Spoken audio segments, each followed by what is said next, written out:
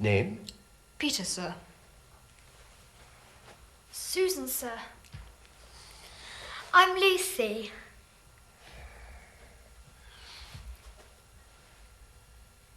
You have a name too, I trust? Edmund. Sir. Sir. Hello, I'm Jonathan and I played Edmund in the Chronicles of Narnia. Hi, I'm Sophie and I played Lucy in the Chronicles of Narnia.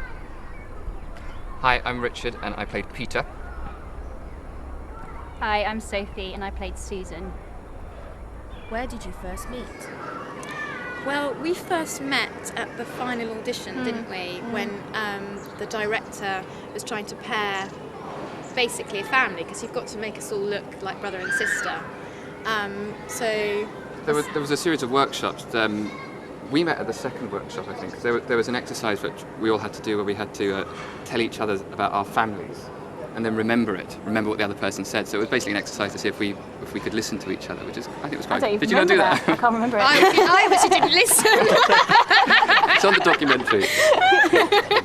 But they got it down to 2 families in the end, and that's when we met. And it was really because even though you're quite young, we all knew what was going on, and there was, it was a bunch of about 20 kids, all of us kind of in what was known as the green room, and they kept kind of calling people in and out and in and out, and you kind of knew when you were standing. For the last hour, it was just us going in again, so we Yeah. sort of had a feeling. It's quite a bizarre selection though. It's not your sort of bog standard Like- family. Speak for yourself. I know. I think they took a risk on the family, really, because I think the other family they had it down to was much more like your sort of typical idea of what the Pevensies would look like, and I think we were all quite totally. unusual for what people had in their imagination. Yeah, I didn't look anything like Lucy. I Yeah. didn't look anything like Lucy. If you look at the books and the original drawing, she's quite sort of tall, skinny, and long plaits, and I was this short little Short and dumpling. round. With great big puffy face and short charming. hair. And so now I'm the shortest one now, so yeah, it's all changed. Do people still recognise you? Yes. Not you, Occasionally. you've Sophie changed. Not looks me. the most different. Thank God. I knew I'd reached a good point in my life when people weren't saying, They sometimes, if they say, oh, what do you do? And I say, oh, I'm an actress. They say, oh, what have you done? And I kind of do things. Say, no, haven't seen that. But you do look really familiar. And then I say, well, I played Lucy in The Lion, the Witch and the Wardrobe. And that's like, yeah, that's it. Oh my God. But I think you haven't. Obviously, you've got older. I have got. What's strange is when you meet children who are about 8 or 9 who weren't even born when we made it, who are obviously watching it on videos or DVDs. I'm at university now, so a lot of the people that are 21 now, and they were little when they saw it, and they really loved it. So the only feedback I get is really positive, and I was really proud to be a part of it. So anything is good as far as I'm concerned, but I always get recognised all the time that you get. They get recognised occasionally, yes, but as Sophie said, it's such a positive thing. It's such a good thing to be part of, and when people come up to you, they're always interested, and they always love the stories, and we love them as well. So it's good. It's a good thing. I think because they're such magical stories as well, people remember them with such fondness. So It was that kind of, because they were on a Sunday afternoon, and you'd sit down with your parents and sit in front of the telly and have tea and watch it. And I think, because I remember doing it, they did the Box of Delights, I think, like a year or two before we did Lion, the Witch and the Wardrobe, and to me that was, I really had sort of fond memories of that. What was it like working with groundbreaking special effects? God, well, because we got chucked in quite quickly, didn't we, on the old harnesses? We did rehearsals. We actually were taken to a theatre. We didn't really know what quite to expect. We went to a theatre where I think they filmed Peter Pan or something. Or they were doing the production, show. weren't they? Yeah. And they strapped us in and got us to stand on one side of the stage and said, right, run across the other side. So off we went, bum, bum, bum, bum, and we'd take off. well, the thing when we were all suspended at the same time was in Prince Caspian when we go into Narnia for the second That's time. right. And we'd spent a lot of time just up in the air. For us, it was flying on Aslan when we were flying on Aslan's back.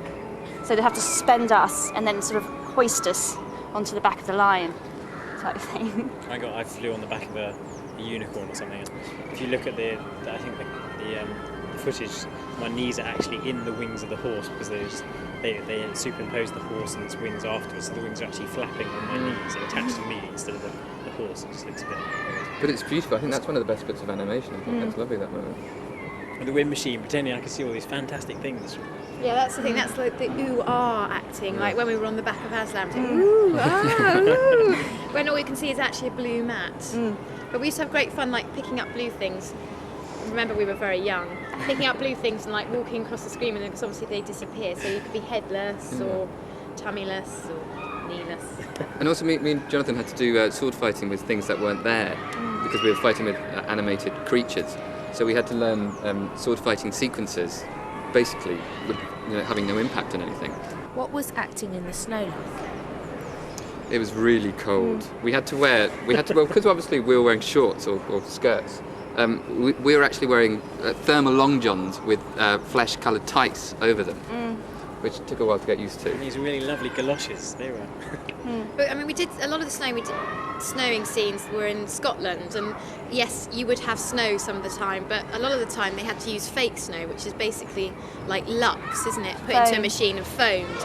And the thing about that is it looks great if you're doing a shot when you're not walking in it, but if you actually look at some of the Narnia scenes and look at our feet, you might see that we've got like little bits of soap on the bottom of our We just had a very clean feet. The actors who played Mr. and Mrs. Beaver, Leslie Nichol and Carrie Shale, particularly found it very hard walking in the snow. So you had to have, do you remember there's 2 members of crew on standby who we called the Beaver Retrievers, who would stop them, or they would catch them every time they fell.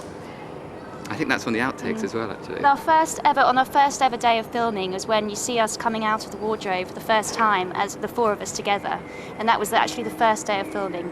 And we were wearing tights, the skin-coloured tights, and we had the little charcoal. The tea bags. Oh, they were tea things bags which you shake and they heat up. So we had those all stuffed down. Everywhere, all our ends of your boots, shoes, everywhere. everywhere.